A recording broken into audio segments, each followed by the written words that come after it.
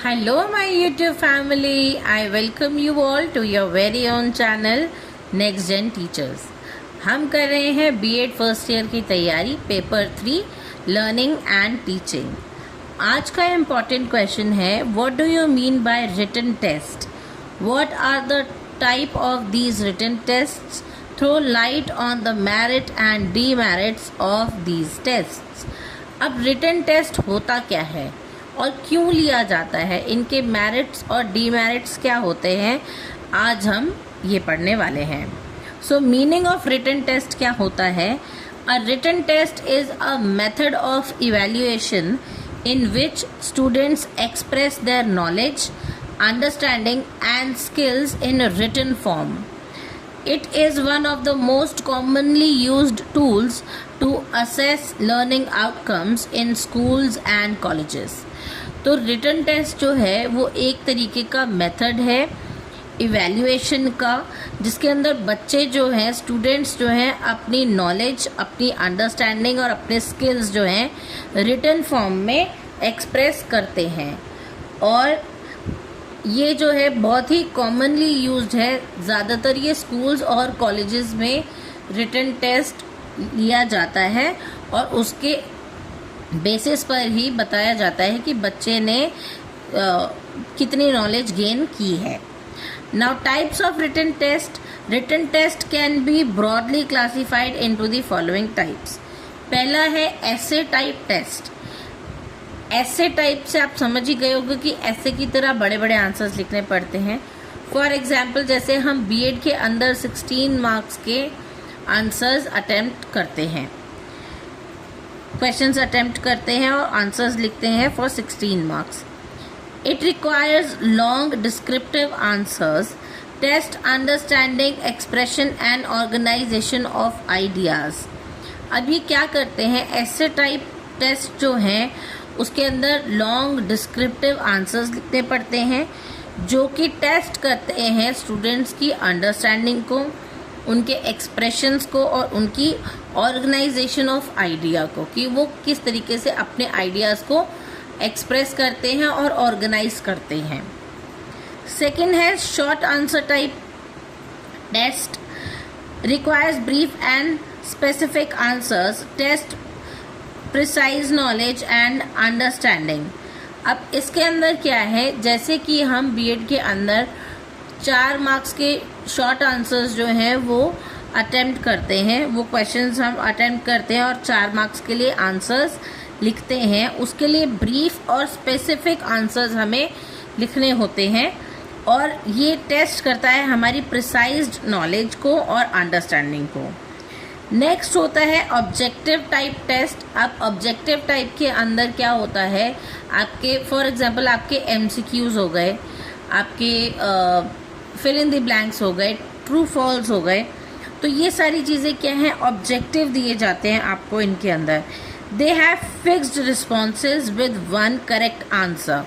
तो एक क्वेश्चन के मल्टीपल आंसर्स दिए जाएंगे और आपकी नॉलेज को टेस्ट किया जाएगा कि आप कितना बेहतर तरीके से आंसर को जानते हैं और उन 4 ऑप्शंस के अंदर से आपको करेक्ट आंसर को टिक करना होता है, उसे हम कहते हैं ऑब्जेक्टिव टाइप टेस्ट।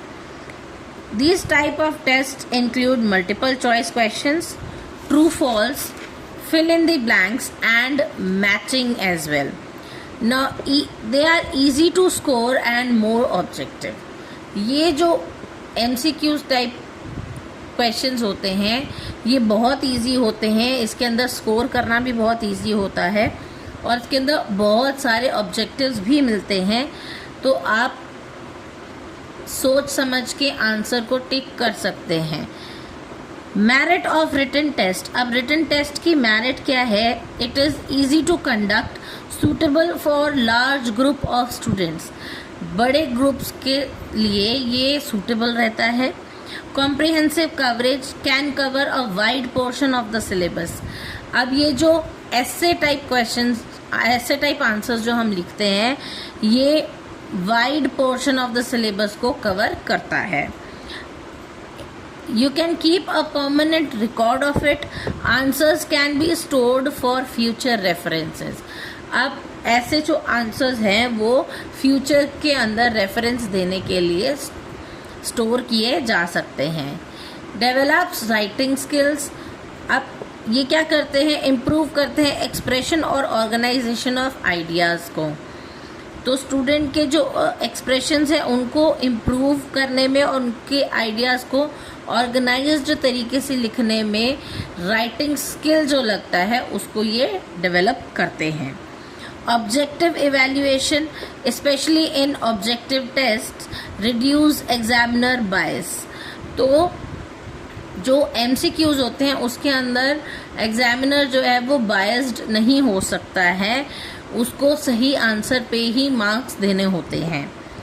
इसके डीमेरिट्स क्या हैं? Demerits of written test, it is very time consuming. अब सबको पता है कि लंबे लंबे आंसर्स लिखने में टाइम तो कंज्यूम होता ही है। तो स्पेशली इन ऐसे type test for both writing and evaluation, अब इसमें एग्ज़ाम देने में भी टाइम लगता है और एग्ज़ाम को इवैल्यूएट करने में यानी कि उसको चेक करने में भी टाइम कंज्यूम होता है। ये सब्जेक्टिविटी जो है इसकी वो होती है कि जब ऐसे टाइप आंसर्स लिखते हैं तो एग्जामिनर जो है वो थोड़ा सा बायस्ड हो सकता है, इसमें उसकी पॉसिबिलिटी होती है। इट कुड बी ऐसे टाइप आंसर्स में बी इन्फ्लुएंस्ड बाय एग्जामिनर्स बायस। तो एग्जामिनर जो है वो थोड़ा बहुत बायस हो सकता है कि हाँ एटलीस्ट बच्चे ने आंसर अटेम्प्ट किया है या फिर कुछ लिखने की कोशिश की है तो हम इसको इतने मार्क्स दे देते हैं। नहीं तो सिर्फ करेक्ट आंसर पे ही, MCQs के अंदर सिर्फ करेक्ट आंसर पे ही मार्क्स मिलते हैं। Limited assessment, it can not be effectively assess practical skills और एटीट्यूड्स। अब लंबे लंबे आंसर्स तो बच्चे ने लिख दिए, लेकिन क्या उसको एक्चुअल लाइफ में जो जितना ज्ञान उसको चाहिए क्या उसको वो है? ये जो चीज़ें उसने पढ़ी हैं क्या उसको उसके प्रैक्टिकल स्किल्स में वो चीज़ें हैं, उसके एटीट्यूड में वो चीज़ें हैं? ये डिसाइड करना मुश्किल हो जाता है। It encourages rote learning. अब लंबे लंबे आंसर्स लिखने के लिए अंडरस्टैंडिंग से ज़्यादा रोट लर्निंग की ज़रूरत पड़ती है। तो बच्चे क्या करते हैं, rather than focusing on a topic और rather than understanding a whole topic, they just try to memorize it somehow। तो बच्चे क्या करते हैं, आंसर्स को सिर्फ रटते हैं और उसको प्रॉपरली अंडरस्टैंड करने से उनको कोई मतलब नहीं होता। they just wanted to learn it anyhow so that they can write it in an exam, और उनको इससे कोई फ़र्क नहीं पड़ता कि उनकी एक्चुअल लर्निंग इससे कितनी हो रही है या रियल लाइफ में वो इन चीज़ों को कितना प्रैक्टिकली जो है यूज़ कर सकते हैं। अब it could be stressful for students also. अब रिटन एग्ज़ाम्स जो हैं, रिटन टेस्ट जो है, they are stressful for students. It may create exam anxiety. अब बच्चों को बड़े बड़े आंसर्स लिखने को अगर कहा जाएगा तो ऑब्वियसली बच्चों को एग्ज़ाम एंग्जाइटी होगी, बच्चों को एग्ज़ाम से पहले डर लगेगा, तो ये स्टूडेंट्स के लिए स्ट्रेसफुल भी होता है। इसका कंक्लूजन है, written test are an important and widely used method of evaluation. while they have several advantages such as ease of administration and comprehensive coverage, they also have limitations. Therefore, they should be used along with other evaluation methods for a balanced assessment. तो written test जो है वो important तो होते ही हैं और वो widely used method होता है स्पेशली इवैल्यूएशन के लिए। अब इन मेथड्स को यूज़ करके, रिटन टेस्ट को यूज़ करके जो है ये इजी भी होता है एडमिनिस्ट्रेशन के लिए और कॉम्प्रिहेंसिव कवरेज के लिए, लेकिन वहीं पर इसकी कुछ डिसएडवांटेजेस भी होती हैं, लिमिटेशंस भी होती हैं कि बहुत ज़्यादा टाइम कंज्यूमिंग होता है या फिर इसके अंदर जो है एग्जामिनर थोड़ा सा बायस्ड हो सकता है। तो उसके लिए जो है हमें और इवैल्यूएशन के और भी अलग अलग मेथड्स यूज़ करने चाहिए ताकि एक बैलेंस्ड तरीके की असेसमेंट हो सके। तो ये था आज का टॉपिक। आई होप आपको समझ आया होगा।